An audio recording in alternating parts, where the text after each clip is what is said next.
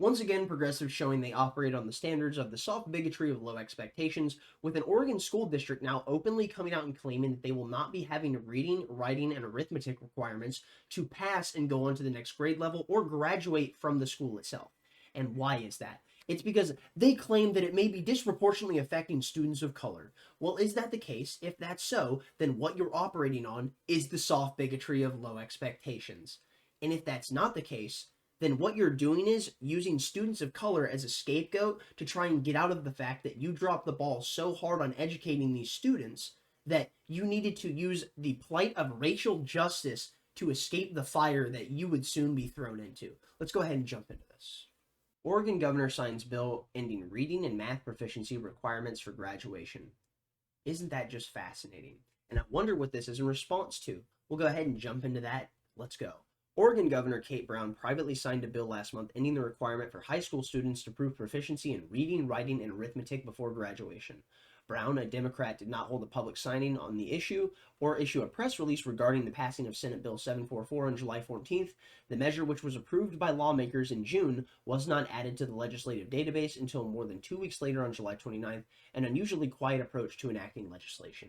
And the person who was apparently supposed to put this in the databank was sick for 15 days, so it's very possible that this was just bad timing, but it is still suspicious nonetheless. And the thing that we need to talk about is, they say, well, we're going to make sure that they don't have to actually be proficient in reading, writing, and mathematics. Well, why is that?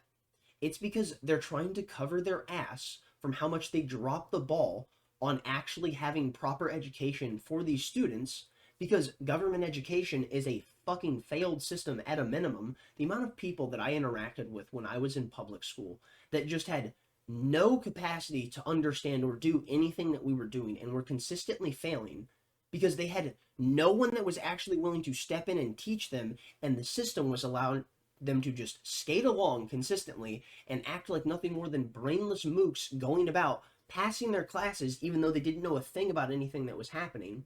Well, we see that this is the system's fault and not the people within it. This isn't the students' fault. The students were failed by the teachers and by the government education system itself.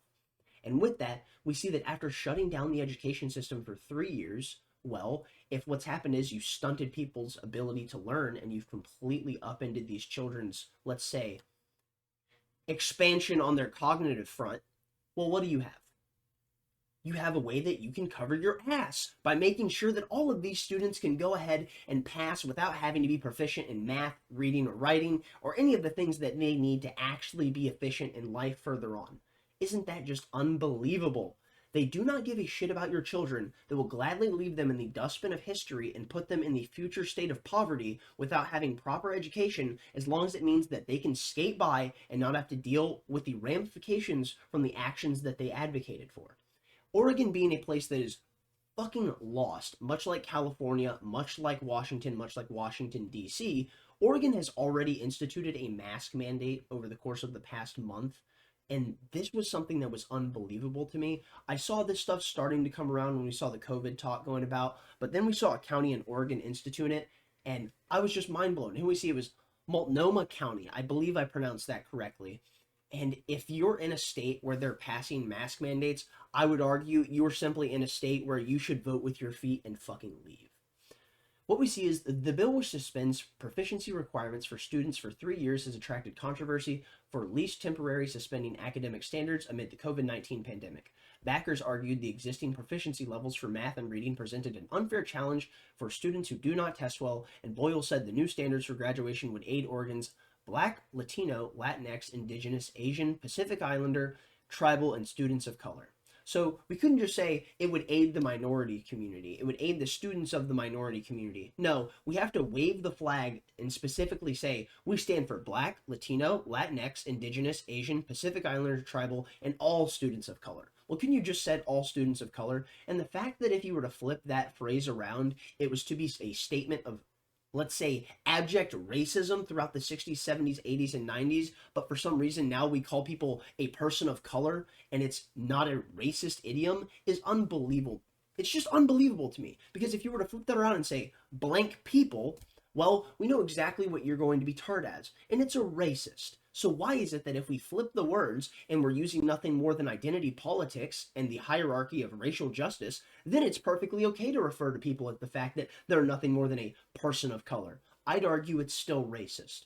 So the thing that we need to cover here with this is, much like Malcolm X talked about, progressives will always use the people in the middle, being the minority class, as a political football to throw around, and then after getting their touchdown, they will spike them in the dirt and walk away, leaving them in the dustbin of history. So, here's the thing. It is either the fact that the people within the institutional powers of the Oregon government educational system are people who knew that they dropped the ball so hard that they allowed students to fall so far from grace when it comes to the nature of their ability to be proficient in many of the things that these teachers are supposed to be teaching them, and they didn't want to actually deal with the ramifications from that. So what they did was they made it so they lowered the standards, or they're subversively racist and they have the bigotry of low expectations, much like many progressives actually do, and they're saying that people of lower income and minority communities can actually do less and that we have to give them stepping stones because they are not as capable as the progressive class. And many of the times the upper middle class progressive class are just these upper middle class white liberals that are sitting there criticizing people for not being as valiant as them, for standing up for the poor downtrodden minority class. Meanwhile, all of the ways that they talk about the minority class are literally demeaning and demonizing, but they don't see it because they see themselves as the noble arbiter of what's good. Onto this, we see from the Oregonian, Oregon says students don't need to prove their mastery of reading, writing, or math to graduate, citing harm to students of color. And if you're citing harm to students of color, are you saying that you don't believe they're as capable of other students as white students? Because if so, much like I've already said about the process of referring to people as people of color, it's a very racist standard to have if you're saying you don't believe that unless with arbitrary standards put in place, these people from minority communities can't succeed. Here we see Baltimore. 77% of all students in Baltimore high schools are an elementary level of reading, teachers say. That's unbelievable. Baltimore is just outside of Washington, D.C., and I don't know if you know this, but Washington, D.C. and the surrounding districts and counties are the richest areas in the entire country. And why is that? Because it's the politically connected.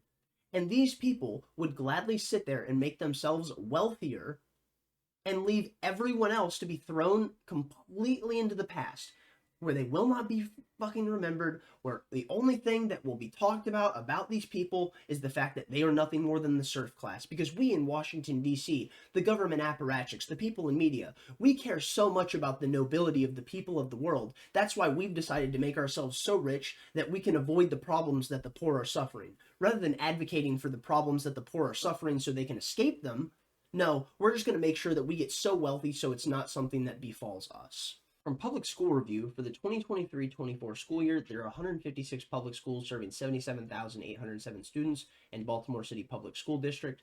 The district's average testing rank is 1 in 10, which is the bottom 50% of public schools in Maryland. I would be really curious to see where this ranks as a percentage when it comes to like all of the schools across the country. Public schools in Baltimore City Public School District have an average math proficiency score of 8% versus the Maryland Public School average of 19% and reading proficiency score of 16% versus the 36% statewide average. Isn't that just unbelievable? The fact that the average math proficiency score in the Maryland Public School District is only 8%. Minority enrollment is 93% of the student body, majority black, which is more than Maryland's public school average of 66% majority black. The fact that the overall statewide average for reading adeptitude is only at 36% is genuinely pathetic and shows the nature of how government education has consistently failed these students en masse. And what we see is the people who are helming these systems, which are supposed to be these progressive ideologues that care so much about minority communities, well, the minority enrollment is 93% in Baltimore and 66% in Maryland. And if you actually cared about minority communities, you would be advocating for the fact of them getting great education, and you would really be fighting for it endlessly, tooth and nail. But what we see is you just want to be able to wave the flag of progressivism and say you're a good person. And with that, you have your performative stance to show people, look at me, I can moralize and state I'm better than you, and I can wag my finger at you and say you don't care about these minority communities. Well, if you actually did, you would be stepping into the fray to make sure that these students were receiving proper education, but even the teachers within these institutions do not actually go the extra mile despite the fact of their claims, because the fact is, many of the people within these jobs that are actually teaching in these institutions of higher education or even lower education like middle school, elementary school, well, they're just in it for the check. They may have gone into it with an ideal of hoping to do good in teaching children, but throughout the time they were ground down into the dirt, and with it, it became nothing more than a job, much like many of us go through when we go through the motions of our daily lives. And here we see no one was proficient in math in 23 schools in Baltimore. 23! That's unfucking tenable. How is it that we're going to have the middle class and the lower class be able to move upward throughout the economic ladder, considering the fact that we have more and more minority people that are flooding the middle and lower class within the United States because these people are having children and they are having further generations that will develop their lineage. And because of that, that means there are going to be more people within these systems and more people that are not receiving proper education. And it's not just the government education systems that are actually failing this, funnily enough. LeBron James's I Promise school was an utter disaster, with some students not passing a test in years.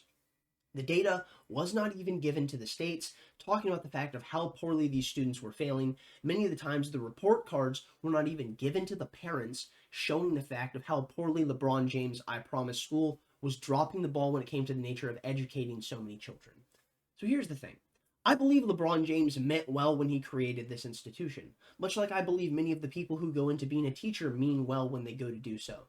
But nonetheless, they drop the ball, they put their eye off of the target, and by doing so, they completely lose sight of what matters when it comes to the nature of education, and that is just that, a child's education, because it becomes all about your name, your greatness, and your performative stance about how people can look at you as someone who is so much better than all these other people. And if anyone knows anything about LeBron James, he is really big on performative outrage. I'm going to go ahead and leave it there. Much like the progressive class, we see that so many people throughout the educational class are really nothing more than puppets that are sitting there towing the line of the establishment, and they do not care how many people are going to be put further into poverty and will not be able to climb upward through the economic ladder, because the fact is they were supposed to be the ones that were administering an education to these people, and they will gladly sidestep their responsibility, much like we saw the people in Oregon do when they talked about, well, what we're going to do is we're going to institute this bill so people can make sure that they're actually passing without meeting the mandated requirements. What this is the soft bigotry of low expectations. I'm going to leave it there. Thumbs up if you liked it, thumbs down if you didn't. Tell me where I'm wrong in the comment section down below. Subscribe if you like this kind of content. Stay lovely, stay great. Peace out.